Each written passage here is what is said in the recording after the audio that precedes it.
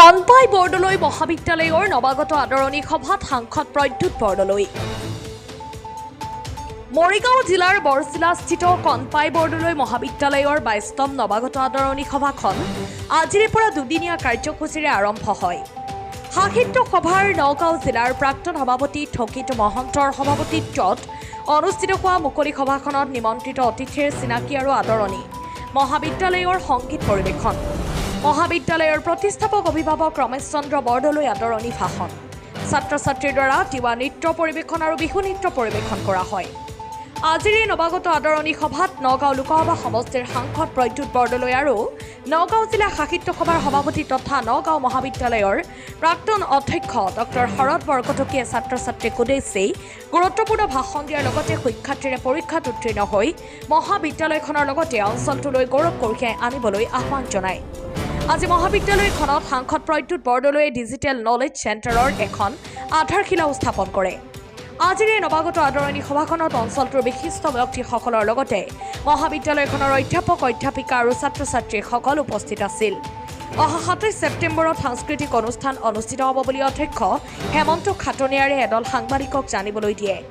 টুকটুকিৰ পৰা জালালুদ্দিন আহমেদৰ report, বটতৰা live.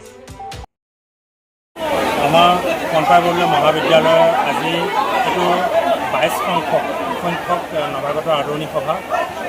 আজি আদৰণি সভাখন আমি দুদিনীয়া কাৰ্যসূচী আমি অনুষ্ঠিত কৰিছিলোঁ। আজি প্ৰথম দিনা মুকলি সভা আছিল। মুকলি সভাত আমাৰ নিমন্ত্ৰিত অতিথি হিচাপে উপস্থিত আছিল এই নগাঁও লোকসভা সমষ্টিৰ বিশিষ্ট সাংসদ প্ৰদ্যুৎ বৰদলৈদেৱ, লগতে নগাঁও জিলা সাহিত্য সভা সভাপতি আৰু নগাঁও মহাবিদ্যালয়ৰ প্ৰাক্তন অধ্যক্ষ ডক্টৰ শৰৎ বৰকটকীদেৱ আৰু নগাঁও জিলাৰ সাহিত্য সভাৰ প্ৰাক্তন সভাপতি থকিত মহন্তদেৱে সভাপতিত্ব কৰিছিল, তেখেতে উপস্থিত আছিল। আৰু ইয়াৰ পাছত আমাৰ লঘু আহাৰ বিতৰণ আছে। লঘু আহাৰ বিতৰণৰ পিছতে আজি এই কাৰ্যসূচী আমাৰ সমাপ্ত হ'ব।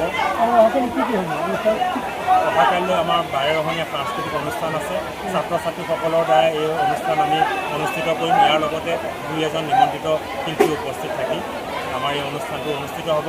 আৰু লগতে আমাৰ এই নৱাগত আদৰণি সভাৰ লগত সংগতি ৰাখি আমাৰ সকলোৱে অসমীয়া সমাজৰ হাৰ্টথ্ৰব, আমাৰ সকলোৱে আদৰৰ মৰমৰ জুবিন গাৰ্গ, তেখেতৰ যি অনাকাংক্ষিত মৃত্যু, সেই মৃত্যুত আমি সকলোৱে মৰ্মাহত হৈছোঁ। আমি মহাবিদ্যালয় তেখেতৰ এই মৃত্যুত আমি শোকস্তব্ধ হৈ আমি আজি শ্ৰদ্ধাঞ্জলি জ্ঞাপন কৰিছোঁ। নৱাগত আদৰণি সভাৰ লগতে আমি জুবিন গাৰ্গৰ শ্ৰদ্ধাঞ্জলিও আমি অনুষ্ঠিত কৰিছোঁ। ইয়াৰ লগতে আমাৰ সাংসদগৰাকীয়ে যোৱা বছৰে তেখেতৰ পুঁজিৰ পৰা ১০ লাখ টকাৰ এটা অনুদান আমাৰ ডিজিটেল নলেজ চেণ্টাৰৰ নামত দিছিল। সেই টকাটো আমাৰ বিদ্যালয়লৈ আহিছে আৰু তেখেতে আজি আধাৰশিলা স্থাপন কৰিছে। এই কেইবাটাও অনুষ্ঠান আজি একেলগে আমি